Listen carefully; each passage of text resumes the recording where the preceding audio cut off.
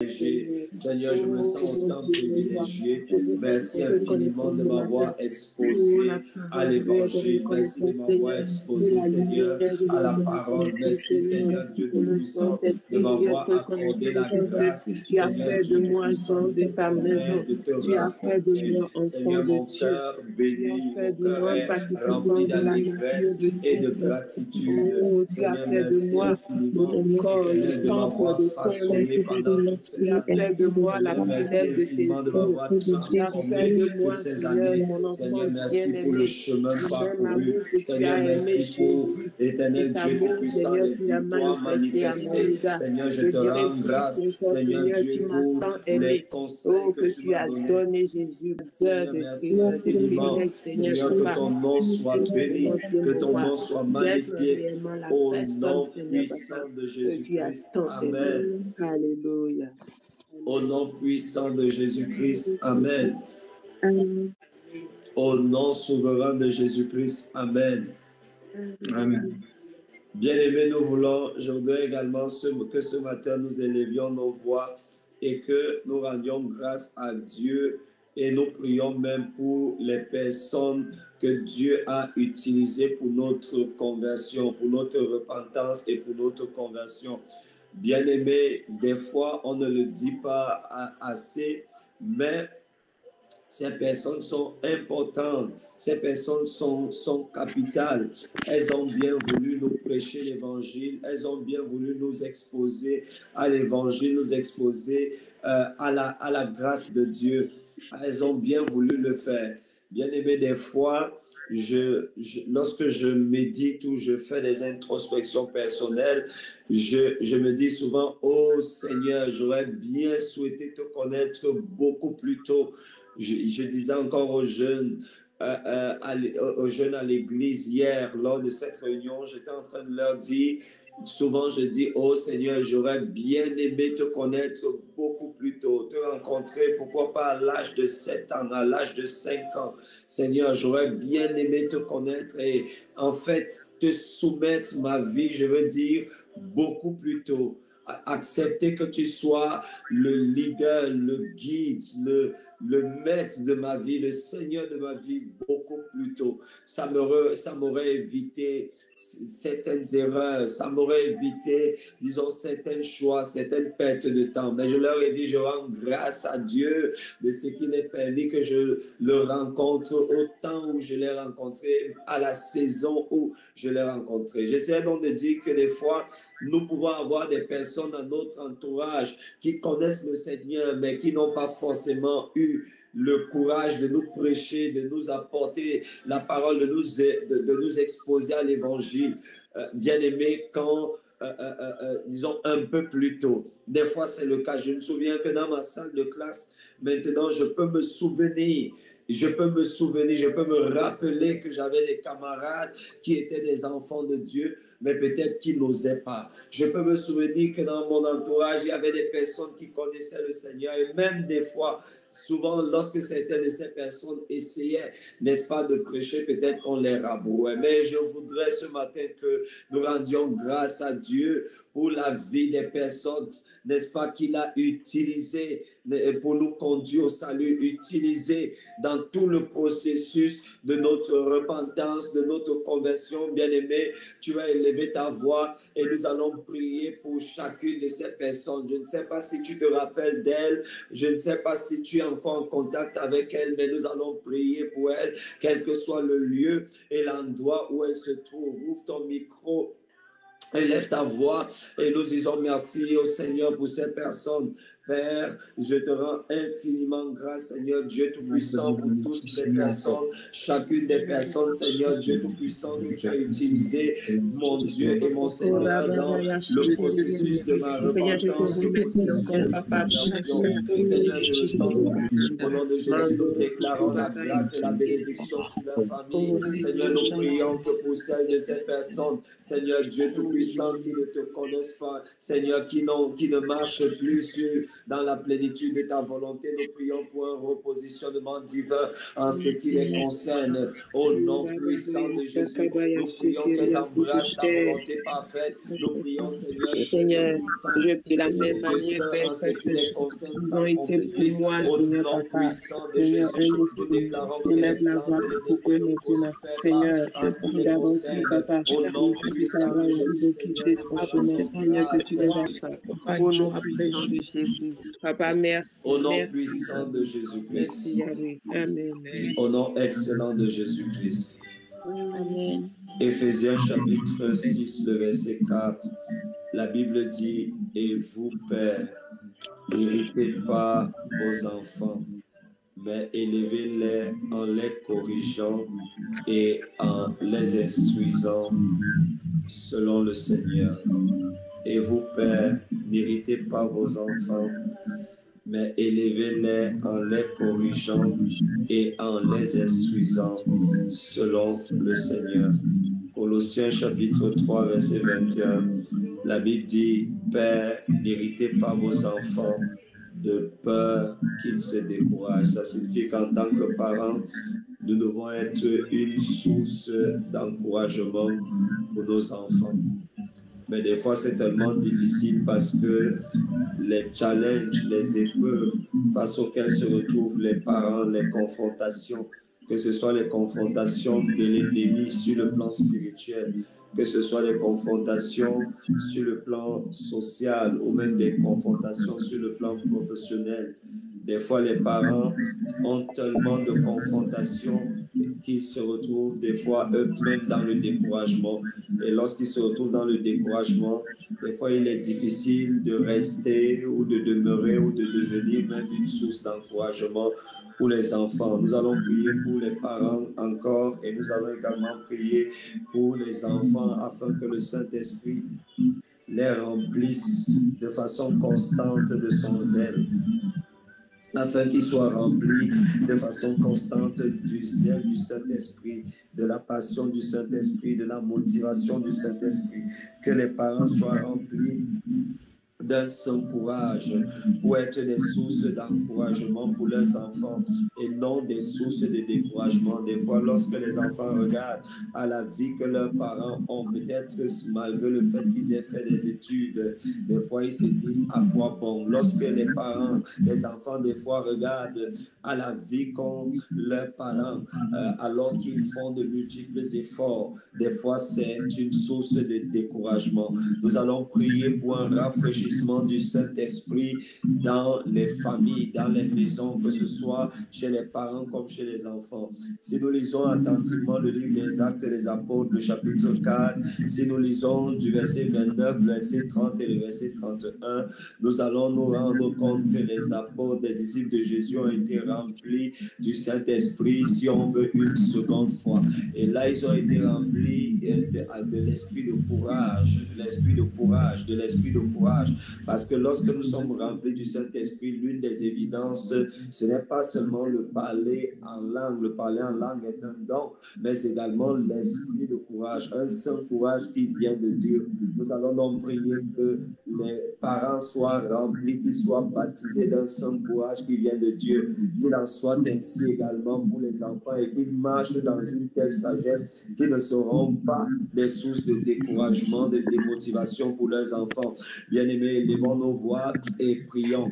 Prie également pour cela, prie également pour tes enfants, prie pour tes futurs enfants, prie également pour toi-même en tant que parent, afin que le Seigneur te donne la grâce, qui t'accorde en fait que tu puisses marcher de façon constante et continuelle, que tu puisses marcher dans la grâce, n'est-ce pas, d'être une source de courage et d'encouragement. Élevons nos voix, Père, béni, nous te disons infiniment merci pour ta parole qui est la vérité. C'est dans cette parole, Seigneur, que nous sommes ressourcés, car tu es notre source. Nous te rendons grâce de t'avoir accordé le privilège d'avoir accès à cette parole. Nous voulons également te demander pour la présence du Saint-Esprit en nous, ce Saint-Esprit qui nous encourage, qui nous conseille, qui nous revigore, qui nous donne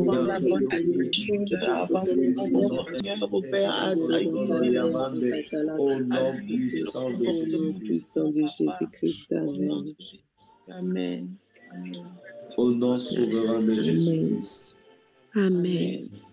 Deutéronome chapitre 4, verset 9. Deutéronome chapitre 4, verset 9. La Bible dit, seulement prends garde à toi-même. La Bible dit seulement prends garde à toi. Prends garde à toi et veille attentivement sur ton âme. Veille attentivement sur ton âme tous les jours de ta vie, de peur que tu n'oublies les choses que tes yeux ont vues et qu'elles ne sortent de ton cœur. Enseigne-les à tes enfants et aux enfants de tes enfants. La première partie de ce passage biblique qui nous interpelle tous et qui pour moi est très très important, c'est que la Bible dit, le Seigneur dit seulement prends garde à toi, veille attentivement sur ton âme. Je ne sais pas si vous avez remarqué, la Bible dit veille attentivement sur ton âme. La Bible ici ne dit pas veille sur ton esprit, mais la Bible dit veille attentivement sur ton âme. Veille sur ton âme avec beaucoup d'attention. Bien-aimé, et des fois, les parents ont vécu tellement de batailles, tellement de déceptions.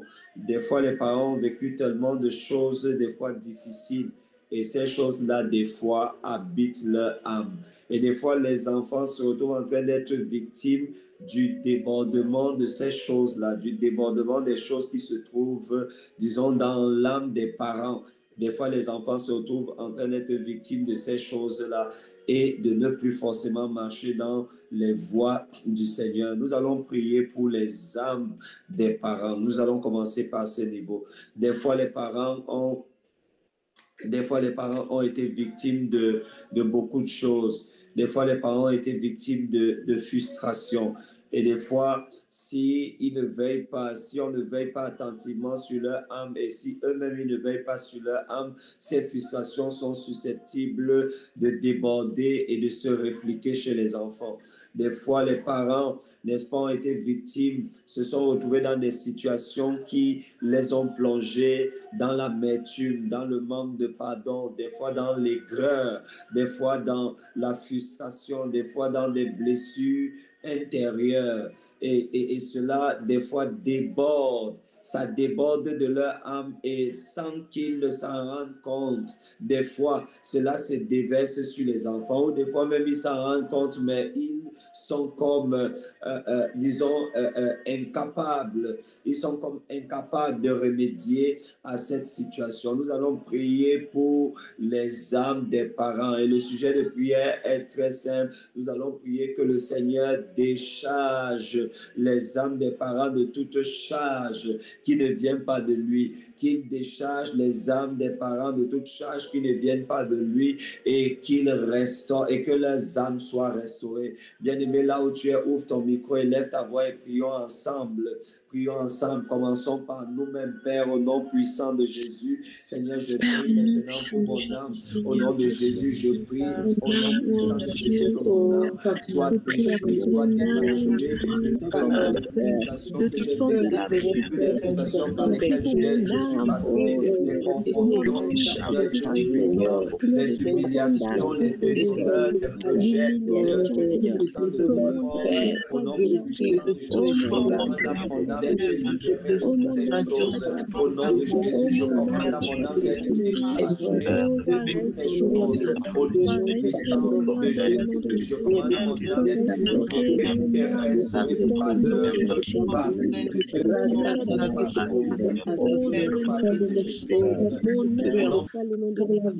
au nom puissant de Jésus-Christ. Amen. Au nom souverain de Jésus-Christ. Amen. Bien-aimé, des fois, notre âme a été victime de nombreux accidents et de nombreux incidents. Et parce que des fois, notre âme n'est pas autant tangible que notre corps. Des fois, nous avons la manie d'essayer de passer dessus, de ne pas prêter attention à ce que l'âme vit ou aux choses par lesquelles l'âme s'est retrouvée en train de passer. Lorsque nous lisons les Saintes Écritures, nous voyons par exemple que nous prenons constamment soin de nos corps. Lorsque le corps est malade, on va à l'hôpital. Plusieurs vont à l'hôpital. Lorsque le corps est malade, on va à la pharmacie. Lorsque le corps est malade, des fois on va vers le Seigneur pour demander la guérison, n'est-ce pas, du corps.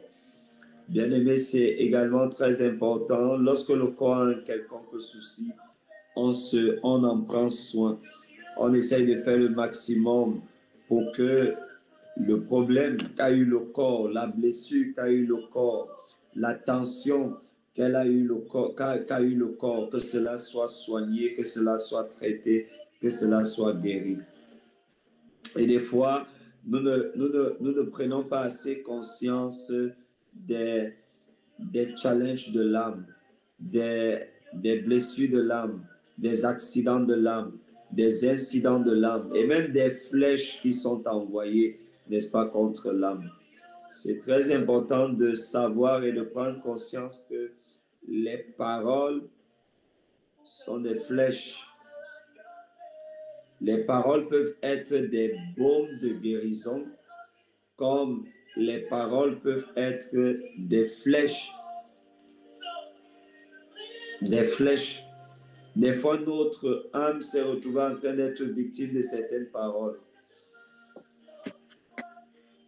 Des fois, notre âme se retrouve en train d'être surchargée de certaines choses qui lui ont été imposées par les circonstances, qui lui ont été des fois imposées par des choses que nous avons écoutées, peut-être des paroles négatives qui ont été prononcées à notre encontre, ou même des musiques que nous avons écoutées, ou même des messages pas parfaitement alignés avec la parole de Dieu que nous avons écoutés. Et des fois, toutes ces choses-là surchargent l'âme. Mais regardez ce que le Seigneur dit ici. Deutéronome 4, verset 9, il dit seulement, prends garde à toi. Ne vis pas juste comme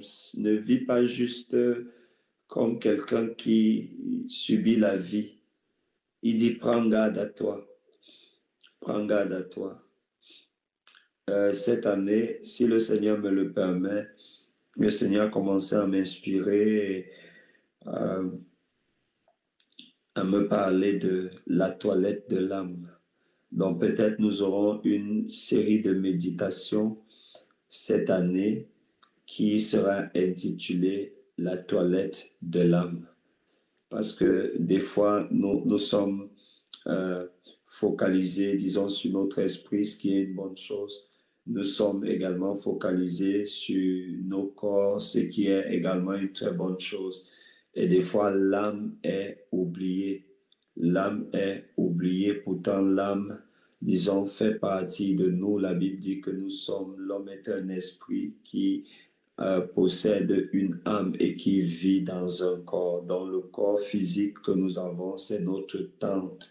D'ailleurs, c'est ce que la Bible a dit. C'est également le temple du Saint-Esprit. C'est à l'intérieur de ce temple-là que nous vivons et que le Saint-Esprit vit. Ça, c'est notre corps.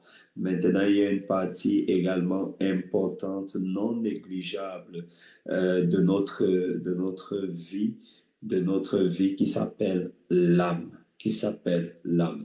Le Seigneur dit seulement, prends garde à toi, veille attentivement sur ton âme. Veille attentivement.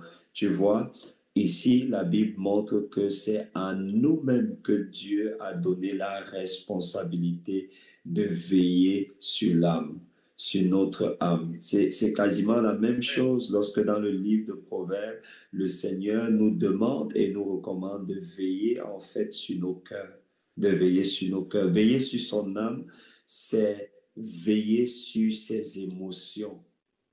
Veiller sur son âme, c'est veiller sur ses émotions et ses sentiments, bien sûr. Veiller sur son âme, c'est veiller sur sa volonté, sur ta volonté, sur ta volonté. Te rassurer que cette volonté-là, te rassurer que ta volonté, que la volonté de Dieu n'est pas écrasée par ta volonté, et te rassurer également que, disons, que tu ne vis pas, disons, selon la volonté d'une autre personne ou selon la volonté de d'autres personnes, mais que tu vis selon la volonté de Dieu qui opère à l'intérieur de toi. Veiller sur ton âme, c'est également veiller sur tes pensées, sur ton intelligence, sur ton système de pensée. Ne pas accepter d'écouter n'importe quoi. Ne pas accepter, disons, de nourrir ton âme avec n'importe quoi. Veiller sur son âme, c'est également veiller sur les paroles que tu écoutes, sur les chansons que tu écoutes. Est-ce que vous savez que comment je vais vous dire ça avec beaucoup de simplicité, chaque chanson que vous écoutez, chaque musique que vous écoutez a une charge spirituelle et une charge émotionnelle. Je vais reprendre. Chaque chanson ou musique que nous écoutons a une charge spirituelle et une charge émotionnelle. Savez-vous que certaines chansons, musiques qui sont écoutées amplifient les œuvres de la chair, réveillent les œuvres de la chair, poussent à marcher par la chair? Beaucoup de chansons que nous écoutons. C'est l'une des raisons pour lesquelles, en tant qu'enfants de Dieu, nous devons être très sélectifs dans ce domaine. Ok, lorsque j'écoute par exemple une chanson, une musique, qu'est-ce que ça fait à mon âme? Il faudrait veiller là-dessus. Qu'est-ce que ça fait à mon âme? Est-ce que, disons, ça amène mon âme peut-être à se délecter, à se divertir pendant un certain moment? Derrière, qu'est-ce que ça laisse? Vous savez, quand vous consommez un produit, quand vous allez acheter un produit, que ce soit même en pharmacie, lorsque vous allez acheter un médicament, disons, à l'intérieur, disons, dans le carton du produit que vous avez acheté, il y a une notice, et sur cette notice, il y a la posologie. Sur cette notice, il y a également les effets secondaires de ce médicament. Ça veut dire qu'on vous dit et on vous avise que en prenant le médicament que vous êtes sur le point de prendre, voici sa constitution, voici comment vous devez le prendre, mais également, voici ce que ça va faire et voici les choses négatives ou moins bonnes que ce médicament est susceptible de faire dans votre corps. C'est la même chose. Des fois, certaines personnes ne savent pas qu'elles n'arrivent pas à prier simplement à cause de la musique qu'elles écoutent. Parce que certaines musiques chargent votre âme. Et ne chargent pas votre âme d'une, comment je vais dire ça, d'une force, disons, positive. Non. C'est pourquoi vous pouvez voir des fois, si vous voulez, faites des expériences, vous allez le découvrir. Des fois, certaines personnes n'arrivent pas à prier simplement à cause des musiques qu'elles écoutent. À cause des musiques qu'elles écoutent. Des fois, c'est des musiques, disons, mondaines. Des fois, c'est des musiques avec des charges, disons, violentes. Des fois, la personne qui, lorsqu'elle chantait cette musique, elle était chargée de quoi? Elle était inspirée par quoi? Inspirée par qui? Bien sûr, je n'essaye pas de dire que tout ce qui est comme musique est mauvaise, mais j'essaye simplement de dire à quelqu'un d'être sélectif en ce qui concerne ce qu'il écoute ou ce qu'elle écoute. C'est très, très, très important. La Bible déclare ici, veille sur ton âme. Et la Bible dit, veille attentivement sur ton âme. Des fois, lorsque l'âme a été blessée, des fois ces blessures, se retrouvent en train d'influencer la vie des enfants à la maison. Lorsque l'âme a été frustrée, ces frustrations se retrouvent en train de se répercuter sur les enfants. C'est pourquoi pour moi, et je le comprends même dans la Bible, un père ne doit pas transmettre ses frustrations à ses enfants. Un père ne doit pas transmettre, un parent ne doit pas transmettre ses blessures à ses enfants. C'est l'une des raisons pour lesquelles la grâce de la restauration, elle est très importante. David a dit, tu restaures mon âme. C'est ce que David a dit, tu restaures mon âme. Tu restaures mon âme. Bien-aimé, nous allons donc élever nos voix et nous allons prier. Tu vas demander la restauration de ton âme dans tous les domaines, dans tous les sens, de tout ce dont ton âme s'est retrouvée en train de souffrir ou de subir. Même les choses peut-être que tu n'as jamais dites à quelqu'un. Même les choses que peut-être tu n'as jamais avouées à quelqu'un. Nous allons prier maintenant pour cela. Élève ta voix et dis, Seigneur, restaure mon âme. Seigneur, restaure mon âme. Élève ta voix, bien-aimé. Prions ensemble. Demande au Seigneur de restaurer ton âme. Élève ta voix là où tu es. Tu peux ouvrir ton micro. Seigneur, restaure mon âme. Restaure mon âme dans ton les sentiers de sa justice. Seigneur, je ne veux pas transférer, Seigneur, les frustrations à mes enfants. Je ne veux pas transférer, Seigneur, Père, au nom de Jésus, je te prie, Seigneur,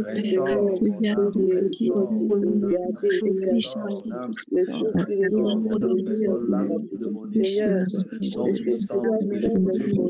Non puissant, au nom puissant de Jésus-Christ. Oh, je voudrais tellement que nous restions sur ce passage et si tu ne l'as pas souligné dans ta Bible, souligne-le dans ta Bible et je crois qu'on va passer plus de temps à prier autour de tout ce qui se trouve dans ce passage. Nous sommes toujours dans Deutéronome, le chapitre 4, le verset 9. Regardons encore ce verset, bien-aimé. La Bible dit seulement, prends garde à toi et veille attentivement sur ton âme. Il y a tellement de choses à dire sur l'âme. Il y a tellement de choses à dire sur l'âme. Est-ce que vous savez qu'après la nouvelle naissance, le plus grand travail que nous avons en tant que chrétiens, en tant qu'enfants de Dieu, se trouve dans l'âme? Le renouvellement de l'intelligence, c'est dans l'âme. Et nous avons vu, lorsque nous essayons d'offrir les Saintes Écritures, qu'après la nouvelle naissance, la vérité, c'est que nos esprits sont parfaitement sauvés, parfaitement renouvelés. Nos esprits sont parfaitement régénérés. La vie de Dieu se trouve dans nos esprits. Le Saint-Esprit habite nos esprits. L'onction de Dieu se trouve dans nos esprits. La gloire de Dieu se trouve dans nos esprits. L'onction de guérison se trouve dans nos esprits. Après notre nouvelle naissance, toutes ces grandes et ces bonnes choses, bien-aimées, se trouvent dans notre esprit après la nouvelle naissance. Maintenant, le problème, bien-aimé, le problème se trouve souvent au niveau de notre âme. Au niveau de notre âme. C'est notre âme qui a besoin du renouvellement de l'intelligence. C'est notre âme qui a besoin de la transformation. C'est notre âme, n'est-ce pas, qui a besoin, c'est notre âme qui a besoin d'être changée, d'être renouvelée. C'est notre âme qui a ce besoin. C'est l'une des raisons pour lesquelles nous devons également nous intéresser, bien-aimés, à ce qui se passe dans notre âme. Gloire à Jésus-Christ. Gloire à Jésus-Christ. Nous devons nous intéresser à ce qui se passe dans notre âme. Merci Jésus.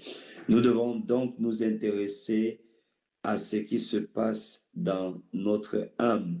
Et la Bible dit, seulement prends garde à toi, veille attentivement sur ton âme. tous les jours de ta vie. Waouh! Veille sur ton âme tous les jours de ta vie. Ça signifie que de même que tous les jours de ta vie, tu veilles sur ton corps. Certaines personnes, naturellement, tu te laves, tu prends soin, tu utilises le lait de toilette, tu le parfumes. Lorsque le corps ne se sent pas bien, tu vas à l'hôpital, tu vas, disons, à la pharmacie, tu fais des exercices sportifs, tu nourris le corps, tu lui donnes à manger, tu lui donnes à boire, tu fais tout pour prendre soin de ton corps. Mais des fois, nous ne prenons pas autant soin. Regardez un peu ce que les gens les femmes et même les hommes dépensent dans tout ce qui est soin du corps, dans tout ce qui est soin du corps, dans tout ce qui est soin du corps. Est-ce que vous savez que les gens dépensent beaucoup plus pour leur corps que pour leur âme et pour leur esprit? Pourtant, la partie la plus importante, n'est-ce pas, c'est notre esprit. C'est également notre âme. Ensuite, c'est notre corps. Notre corps n'est pas négligeable, n'est pas à négliger. Non, c'est la partie de nous que les gens voient. Mais cependant, nous ne devons pas négliger notre âme. Est-ce que vous savez que certaines personnes sont malades dans la chair, dans leur corps, simplement parce qu'elles sont malades dans l'âme? Ça veut dire qu'il y a certaines maladies, il y a certaines choses qui se manifestent sur le corps, mais ça ne se manifeste sur le corps que parce qu'il y a un problème dans l'âme. Et le Saint-Esprit met fortement dans mon esprit que nous devons prier beaucoup pour l'âme. Donc, nous allons continuer de prier pour les enfants, pour les parents et pour la famille. Et nous allons prier spécifiquement pour ces 3 jours, c'est-à-dire lundi, mardi, mercredi, selon que nous allons être conduits par le Saint-Esprit. Nous allons prier spécifiquement pour tout ce qui concerne l'âme, tout ce qui touche à l'âme, tout ce qui a trait à l'âme. Si tu connais par exemple des personnes qui passent par des moments de pression, par des moments de dépression, par toutes les maladies de l'âme. La dépression est une maladie de l'âme. C'est le signe que l'âme est en souffrance. C'est le signe que l'âme est en souffrance. Donc, toutes ces maladies de l'âme, le découragement est une maladie de l'âme. La démotivation est une maladie de l'âme. Donc, toutes ces maladies de l'âme, nous allons prier, n'est-ce pas, pour l'âme, pour les âmes des uns et des autres durant toute cette semaine, afin que les âmes soient restaurées, que les âmes soient déchirées. Des fois, certaines personnes peuvent se retrouver en train d'avoir des difficultés simplement parce que l'âme est surchargée. La personne a vécu tellement de choses que l'âme de la personne est surchargée. Et pourquoi est-ce que nous devons prier pour les âmes des parents afin qu'il n'y ait pas un débordement d'amertume, un débordement de frustration chez les enfants? Parce que des fois, les enfants reproduisent, bien aimé, ce que vivent les parents ou ce qu'ont vécu les parents. Deutéronome chapitre 4, verset 9, souligne bien ce verset dans ta Bible. La Bible dit seulement, prends garde à toi et veille attentivement sur ton âme. Et veille sur ton âme comment? Tous les jours de ta vie, tous les jours de ta vie, veille sur ton âme, tous les jours de ta vie. De la même façon dont tu veilles sur ton corps tous les jours, veille sur ton âme tous les jours de ta vie. Vous voyez, des fois, lorsqu'une personne a par exemple été abusée, elle doit passer par tout un processus pour être restaurée. Ça, c'est important sur le plan physique, mais également sur le plan émotionnel. Très important, également sur le plan émotionnel. Il y a donc des chocs de la vie qui ne laissent aucun impact physique, mais qui laissent des impacts sur l'âme.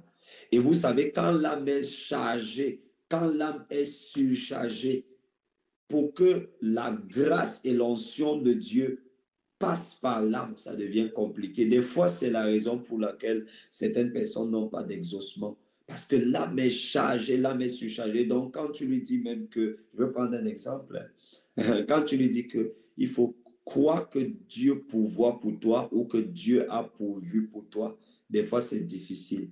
Croire que Dieu est ton Père, qu'il est ta source, c'est difficile. Et des fois c'est difficile pour des personnes. Ça peut être très difficile pour des personnes qui n'ont pas eu de bonnes relations, par exemple, avec leur père biologique. Oui. Il y a un très, très grand lien entre la compréhension de la paternité, de la compréhension de la paternité spirituelle de Dieu et, n'est-ce pas, la relation que nous avons eue, par exemple, avec notre père, avec nos parents biologiques. Et c'est pourquoi il y a des personnes, quand tu leur dis que Dieu est ton père, Dieu est ton père, dans leur subconscient, ils le rejettent parce qu'à la base, ils n'ont pas eu de bonnes relations avec leur père. Mais chez les personnes qui, par exemple, ont eu de bonnes relations avec leur papa, ils vont, comment je vais dire, mieux discerner, mieux comprendre des fois, n'est-ce pas, la question ou la révélation liée à la paternité spirituelle de Dieu sur nos esprits. Et le Saint-Esprit peut également choisir d'œuvrer différemment, de donner une révélation particulière, n'est-ce pas, à des personnes qui peut-être n'ont pas grandi avec leur père ou avec leur mère. Nous allons prier également pour cela.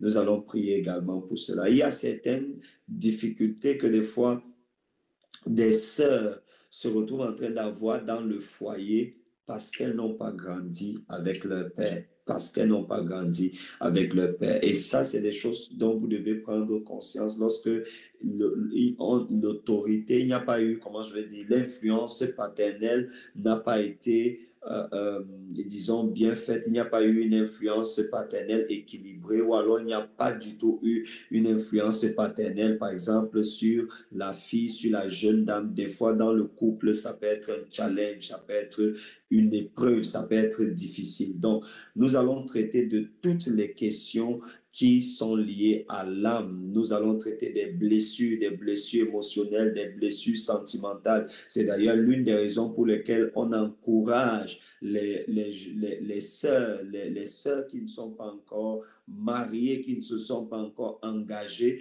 On les encourage à avoir beaucoup de discernement. Parce que certes, les gens vont vous dire que dans toutes les différentes relations qu'ils ont eues, ça leur a fait gagner en expérience. Mais des fois, ce que les gens ne vous disent pas derrière, c'est que souvent, ça a laissé des blessures, souvent, ça a laissé des fardeaux. Et des fois, il est difficile de se séparer de ces blessures, de ces fardeaux, parce que des fois, on se retrouve en train d'être attaché.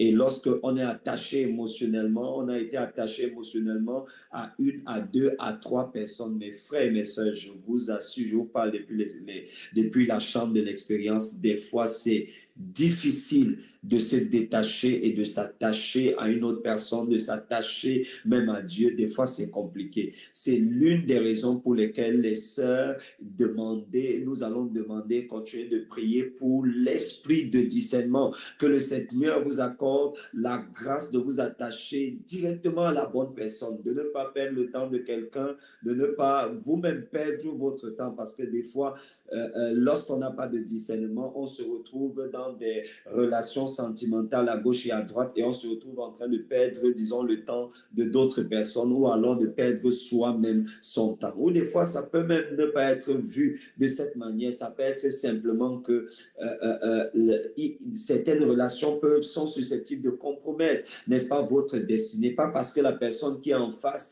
est mauvaise, mais simplement parce qu'elle n'a pas été faite pour vous. Elle n'a pas été planifiée pour vous. Ça peut être une bonne personne, ça peut être une bonne femme, ça peut être comment je vais dire, un bon homme ou un bel homme ou un homme, disons même qui craint Dieu, mais simplement il n'a pas été designé par Dieu, disons, pour être avec vous, ou elle n'a pas été designée avec Dieu pour être avec vous en ce qui concerne, disons, l'accomplissement de votre destinée. destinée. Donc, c'est très important de demander, d'avoir du discernement là-dessus. Nous allons donc prier pour les personnes qui ont été cassées, qui ont été, disons, brisées sur le plan émotionnel. Nous allons prier également sur les, comment je vais dire, les personnes qui n'ont pas eu de bonnes relations, par exemple, avec leur père, avec leur maman. Nous allons prier pour cela afin que le Saint-Esprit restaure les âmes. Parce que nous savons que si l'âme du Père se porte bien, écoutez-moi,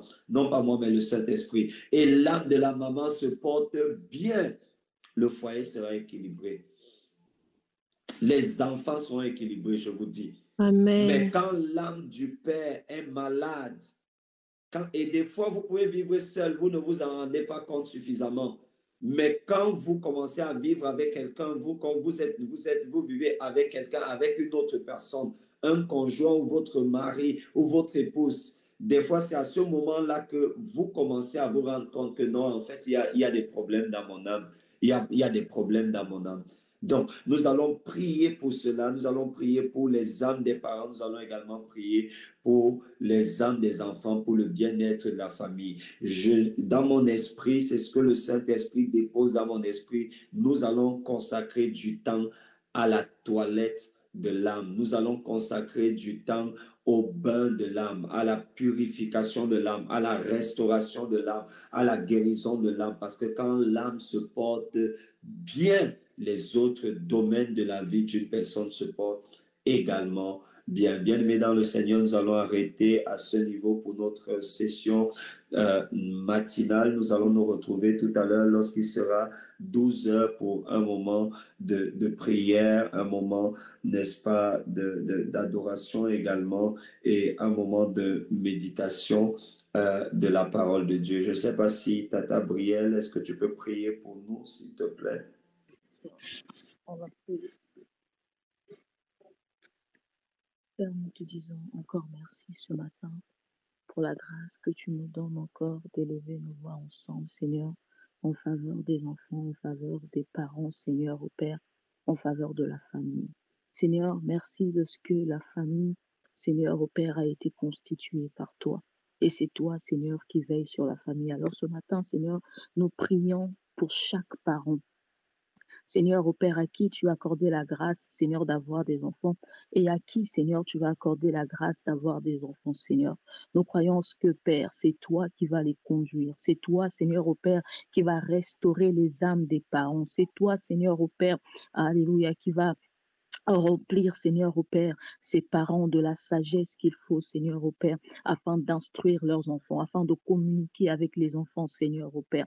C'est toi, Seigneur, au Père, qui va remplir ces parents, Seigneur, au Père, de ton esprit, afin que, Seigneur, qu'ils puissent discerner, Seigneur, au Père, chaque étape de l'évolution de leurs enfants, Seigneur, au Père, afin qu'ils soient en mesure, par ton esprit, de pouvoir instruire ces enfants selon ta volonté, selon ton plan, Seigneur, au Père, pour chaque enfant, parce qu'en réalité, oui, tu as un plan pour chaque enfant, Seigneur. Tu accordes le discernement à chaque parent, Seigneur, au Père, de pouvoir comprendre, Seigneur, au Père, ton plan pour chaque enfant, afin, Seigneur, au Père, que par cette instruction, que ce plan s'accomplisse au nom puissant de Jésus. Seigneur, nous te prions également pour les enfants. Nous te les recommandons, afin, Seigneur, au Père, que tu remplisses leur cœur de ton amour, que tu remplisses leur cœur de ta patience, que tu remplisses leur cœur de ta compréhension, Seigneur, au Père, afin qu'il n'y ait point de désaccord entre les enfants et les parents, mais que ta paix règne, Seigneur, au Père, afin que l'instruction, Seigneur, soit transmise et que ta volonté soit accomplie, Père.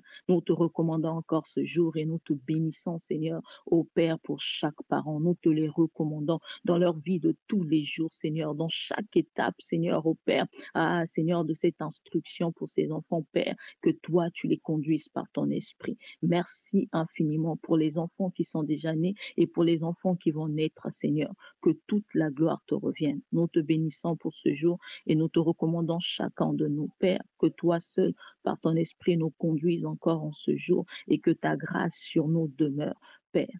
Que toute la gloire te revienne au nom puissant de Jésus. Amen. Amen. Merci infiniment, Gabriel. Seigneur, nous te rendons grâce pour ta fille, ta servante. Seigneur, merci parce que ta grâce et ta main puissante est sur elle, sur sa maison. Seigneur, sur ses projets. Seigneur, merci parce que tu élargis l'espace de sa tente. Tu lui donnes, Seigneur, de prospérer à tous égards et d'être parfaitement aligné avec ta volonté. Seigneur, je prie que tu permettes que ta grâce et ta bénédiction soient visibles, palpables et tangibles dans chaque domaine et dans chaque aspect de sa vie et de sa destinée. Seigneur, je prie que tu illumines les yeux de son intelligence et que tu lui accordes le privilège, Seigneur, de voir, de constater, Seigneur, quelle est la largeur, la profondeur, la longueur, Seigneur Dieu Tout-Puissant, la hauteur, Seigneur, de l'espérance que tu attaches, Seigneur, à l'appel que tu as adossé à sa vie et à sa destinée. Nous te rendons grâce, Seigneur Dieu, pour chacune de nos familles, pour chacune de nos maisons. Nous bénissons ton Saint-Nom, Seigneur, au nom puissant de Jésus-Christ. Amen. Bien, mesdames, le Seigneur, que le Seigneur vous bénisse. Excellent début de semaine. Que la joie et que la grâce de notre Seigneur, n'est-ce pas, soit abondante dans vos vies, vos maisons et tout ce que vous faites, mais également dans la mienne.